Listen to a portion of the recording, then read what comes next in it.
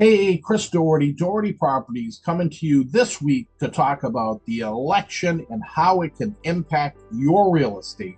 There's no question that there is a change in administrative leadership with an election of new president. So I want to go through some of the components of how this may impact you from a real estate standpoint, for positive or negative, and what we are likely to see.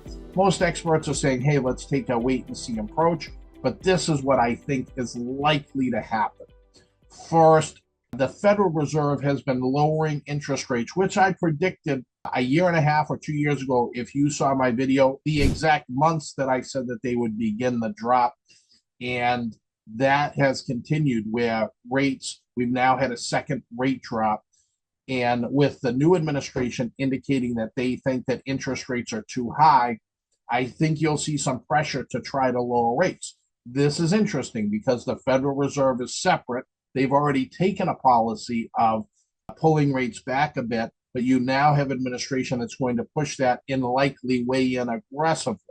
There's a term for the Federal Reserve chair that's locked in place, so it's going to be interesting to see how this plays out. But I think it's more likely now that you will see continued rate drops.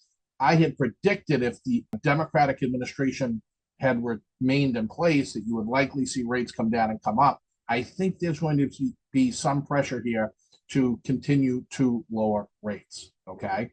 Second, during the first Trump administration, they were promoting and pushing economic zones in certain areas to try to stimulate growth. And that seems to be a policy that had some success. So I think you're going to see a continued push around economic zones, particularly in areas in Massachusetts. Gateway cities are likely to be winners in different parts of the country where people can benefit from economic development opportunities. So what does this mean? They could be transit investments like we have now, MBTA communities. It could be certain tax incentives to go into areas that might have struggles financially to try to give housing. There could be incentives where there are housing shortages. But I think you're likely, and you want to pay close attention if you're a developer, to see where the administration is leaning in terms of its policy around development, because I do think you're going to see a renewed effort to try to push the type of policy that happened during the first administration. Third, regulation in general. So if you are a builder, you know that right now, this administration, the rhetoric has been that they do not like regulation, they do not like red tape. They are going to try to streamline some of the process because they don't like it.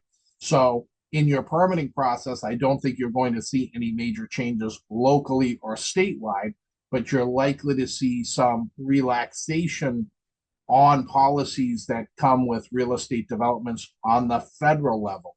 That could relate to potential water in terms of what we are considering wetland areas. That could surround areas that are around species protections, where you might have heavy federal regulation that existed to protect certain species. It seems that that rhetoric is that they are going to try to relax that. So I don't think you're going to see any real easing up of local and state policy, but I do think you're going to see some relaxation, at least an effort around water and what is considered wetland and what you can and can't build in wetland and what is allowed.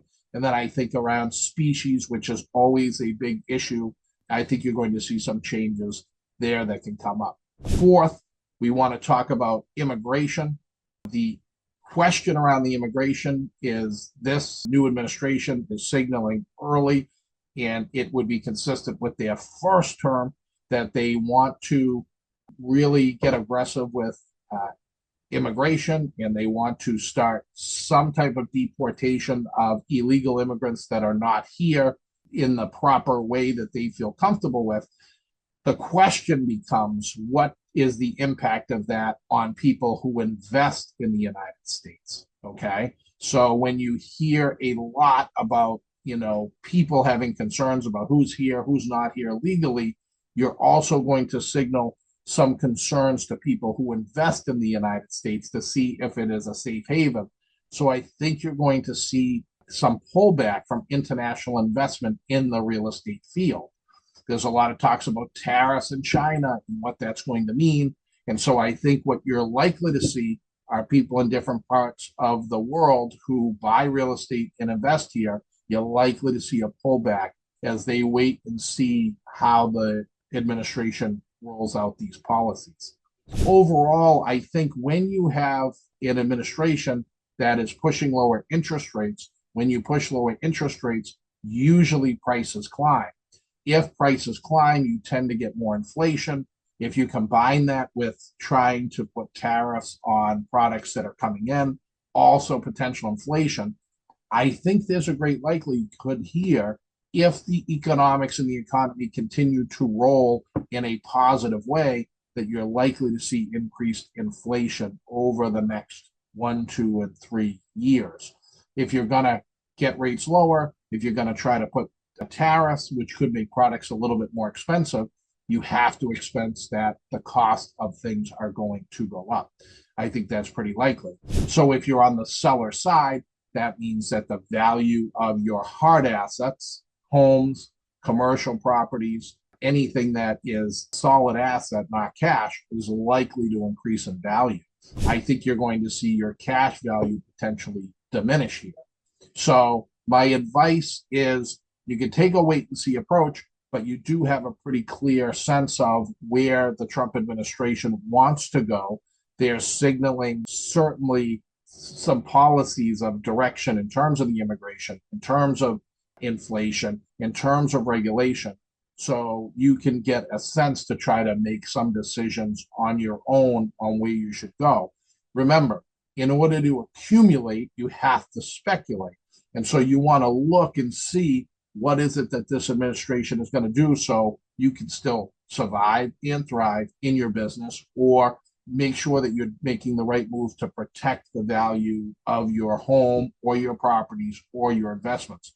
It's going to be interesting days ahead, but my guess is that you're going to see rates come down a little bit here, which is going to stimulate the market. You're going to see prices continue to climb like we've seen, and you're going to see the foreign investor pullback, and you're also going to see more development in certain areas because regulations are going to potentially be lifted.